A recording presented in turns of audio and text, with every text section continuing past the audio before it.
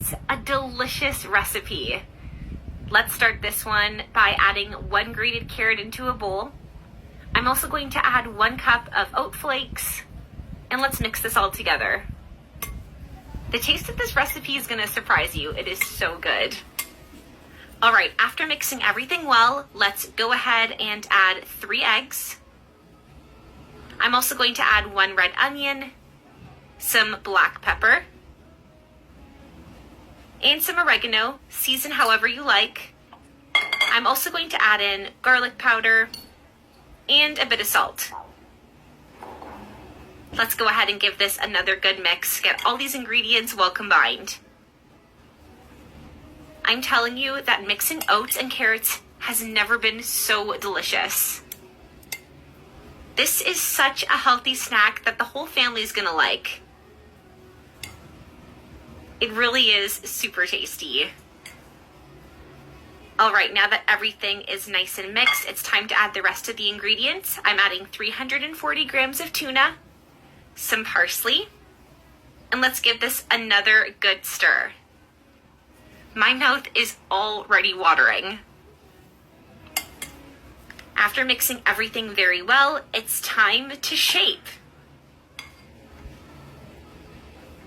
So I'm just going to take a small amount of olive oil into my hands like this, just so the mixture doesn't stick.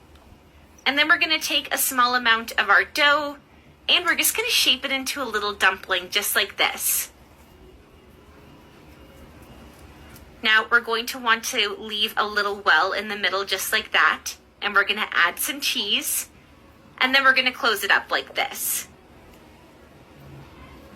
We're just going to finish the process with the rest of our mixture. All right, now that everything is well formed, it's time to fry. So over here, I've got a pan with some oil. Now we're going to add our tuna and oat balls right into the oil like this. This recipe is so quick, it's easy, and it tastes amazing.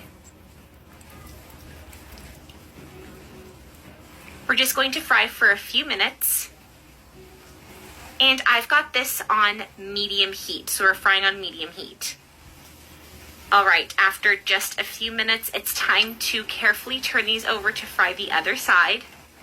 Just using 2 forks to do this, nice and easy. They're golden brown and they're super tasty. And this recipe came together so quickly too. These are gonna be so crispy and delicious.